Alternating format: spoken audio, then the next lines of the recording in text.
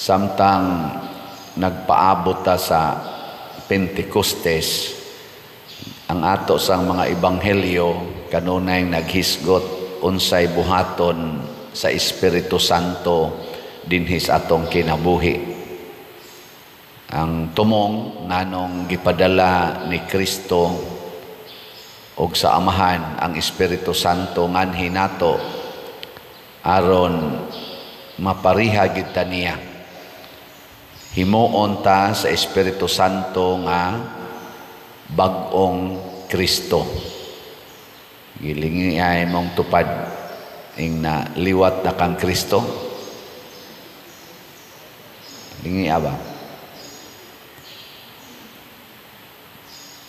Mao na nga ang kalibutan dili man liwat ni Kristo.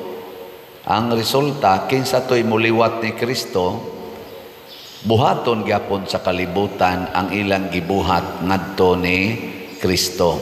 O giunsa man si Kristo pag-abot diri sa kalibutan, giunsa mas kalibutan, gisalikway, gidaog-daog nya gipatay pagyud. Mao sa gisulti ni Kristo nga ang mga tao mosalikway ninyo, papahawaon mo sa ilang mga lungsod, sa ilang sinagoga, o niya hastagani ang mga magtutuo muunay nagpatay ninyo sa mas mga Hudiyo nagtuos Ginoo niunay og patay ni Hesus. Nya matud pa niya ang nakakuan pagyud ani kay sila mopatay ninyo unya naghuna-huna sila nga nagbuhat sila sa kabubutos Ginoo. Kanabitang in the name of God, lisod-lisoron ta, kasuway na mo ana.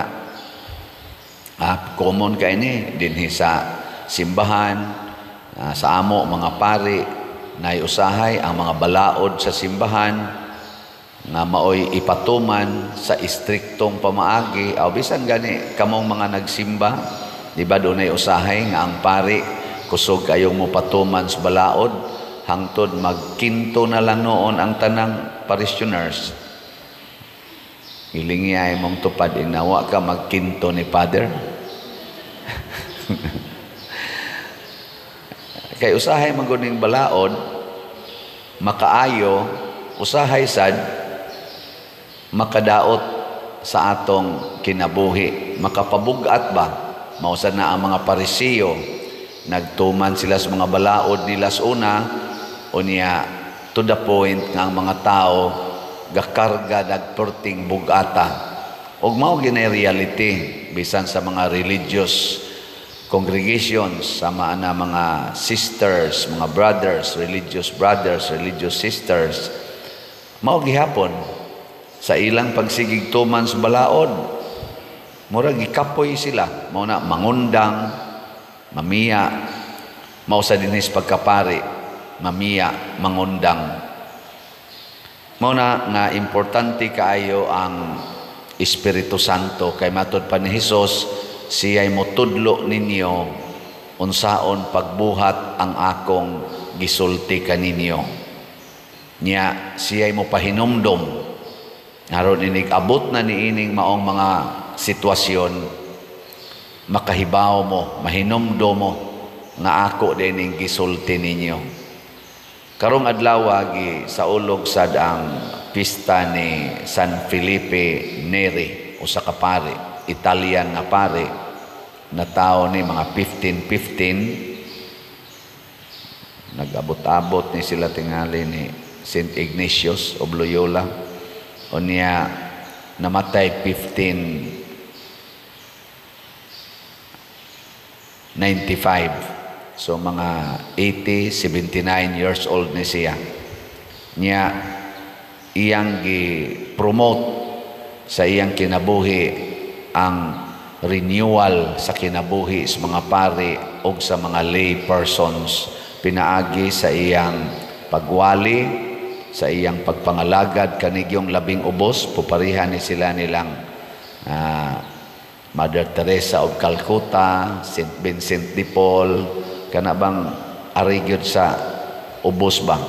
Alagaran ang labing ubos apil na ang mga buangon, apil na gani niyag alagad ang mga prostitutes, mga destitutes, mga orphans, iyang iyang alagaran. Lingyay mong tupad ina ganahan ka mo alagad og prostitute. Ingna ko no.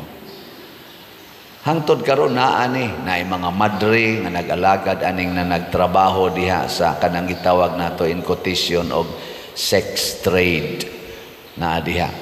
Kay ang tan-aw ana sa mga Diyos nun nga tao sama ni San Felipe Neri o sa ubang mga santoson nga mga tao, ang tan-aw nila ana mga tao nga naglunang sa gitawag natong sala dihas kangit-ngit, mga biktima sa sala. Dili sila mga makasasala per se nga sila gyud gabuot ana, kung dili na biktima lang sila tungod sa ilang kahimtang ba ang gapalibot nila. Mao sa dunta na ang atong tan-awon mo na nga kung kita daog-daogo na ganita sama anang lutuso na ta, butang-butangan na tag istorya, dili unta ta maghuna-huna nga Lord unsa may sa nako Ginoo nganong imo maning gitugot, dili unta na moy atong response. Ang ato untang response moingon unta ta, Ginoo, salamat nga nakaambit ko sa imong nasinati nga gisalikway sad ka, gidaot sad ka, gibutang-butangan sad ka. Di man ta makaambit tingalis iyang pagkalansang sa cross. Ang mga apostoles nalansang ito sa cross, ang pipila kanila sama ni San Pedro nalansang sa cross. Kini si San Felipe Neri, wa ni siya malansang sa cross. Namatay ra ni siya natural death, pero ang iyang pagpalansang sa iyang kaugalingon, siya mo'y nagbuot nga ari siya moalagad sa labing ubos. Nya naka-form ni siya mga grupo nga gitawag og kaning sa ning ilang grupo, congregation sa oratory kanang magsige bag-ampo ba, association, oratory may tawag ani, mga magsige ni silang pamalandong, oratory ba ampo niya moalagad moampo. Mao na nga ang kaning Espiritu Santo sama sa nahitabo diri sa unang pagbasa, magsigi ni siyag tudlo nato asa tapadong. Muna sila si San Pablo, sige sila lakaw-lakaw, gigiyahan sila sa Espiritu Santo. Sige sila convert og mga tao. Muna giampo nato nga karon unta sa atong katilingban, labi na gid aning atong mga political leaders, labi na gyud mga bag-ong mga leaders karon sa atong simbahan, sama sa atong Santo Papa nga si Pope Leo XIV, o sa atong panggobyerno din his Pilipinas, bag-o nga mga napili nining midterm elections, natay mga bag-ong mga gobernador, bag-ong mayor, nga dili kayo ba katong tradisyonal ba, although na mga tradisyonal. Hinaut unta nga giyahan sila sa Espiritu Santo. Catholic nation manggita, kanindot unta kon makapakita kita ba og buhat nga kanabitang puparihas kang Kristo nga buhat. Ang mga leaders maogi mag-antos para sa mga katawhan. Mao man ni ang pinaka trademark sa mga apostoles nga sa ilang pagsunod ni Kristo, ang ilag yung gisunod ang pag-antos sa pag-alagad. Kinsang asawaha din nga moantos gyud alagad sa bana tasang kamot. Nawa di bawa gyud. Sige tagsimba, sigig simba, pero ang iampo, Ginoo, usba taong akong bana, usba taong batasan, usba ning akong anak. Ayaw, ing nahinoon, Ginoo, makaantos unta ko sa pag-alagad sa akong bana, sa akong mga badlungon nga mga anak. mo na nindot kang iampo. Ako bitaw kada gid mata nako ikabuntag nya kita ko sa atong mga project diri nga wa pa gyud mahurot ang slat o kahalin. Ana ra ko Ginoo makaantos unta ko niining hinay na kaing halin sa slat. No, ana hapit na ra ba ko mobiya dinhi. Nya moingon sa Ginoo ayaw ka balaka kay mamatay ra ka. Amin ko abitaw no. Ngano man sa dito sa kada lang gid adlaw sige lang gyud baligyag slat. Mo na ha daghan patag slat palitonon mga 19,000 pakapin ang atong GHDP katong tag 100 pesos hutda taon ninyo palit karong Domingo kutob no June 1 kay ka June 2 sunod Lunes mobiya usa ko dinhi pero ay mo kabalaka nga mobiya ko kamo mga online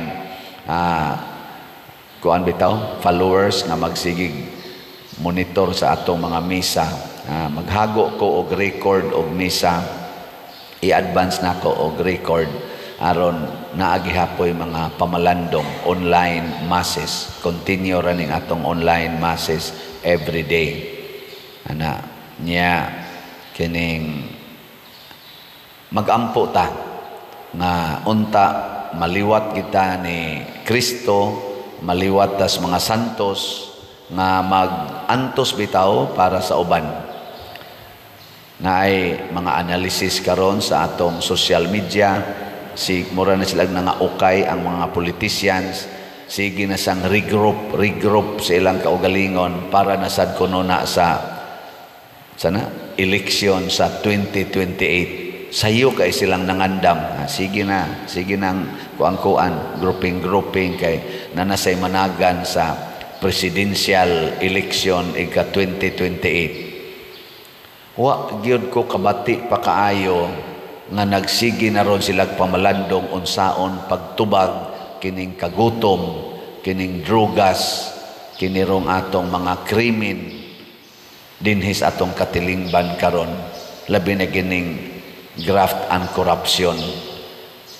Anang siging regroup gipa-resign sa atong presidente ang daghan kay niya mga tanan itong cabinet members nya the following day gipang-rehire sa unsa man ni sila kanang magkatawa ta ba nga resign nya rehire retained mga inana mura lang bitaga duwa-duwa ang nindot gid unta i-discuss nila unsaon pagtubag ning atong taas na kayong unemployment kining kagutom nga giantos nato kining mga dagko kayong mga kantidad nga gipang-accuse diha nga nangawagtang gikan dito sa PhilHealth sa atong mga education ug uban pang mga projects nga nangahunong ang dagko kayong mga budgets tuan na nisod ngadto sa unprogrammed funds unya nangahurot sad kining mga gold nga gipamaligya nga kita kunoy highest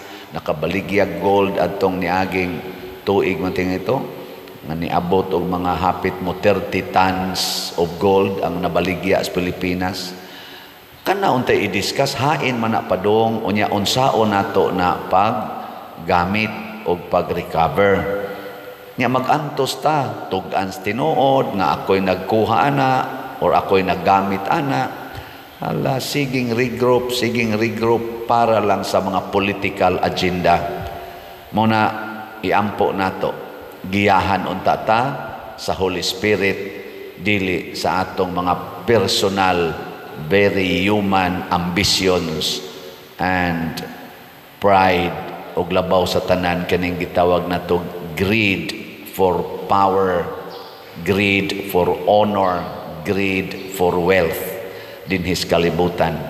Mao na ang mga santos sa San Felipe Neri usa sa mga nindot kay natong basihanan. Labi na gid sila si San Vicente Ferrer ana. Gilingi ako no imong tupad na nagplano kang masantos ingna kono. Ina nagplano ba kang masantos ka? Okay plano. Kapoy ng santos pa dire. Bahala na mo diyan. Sige.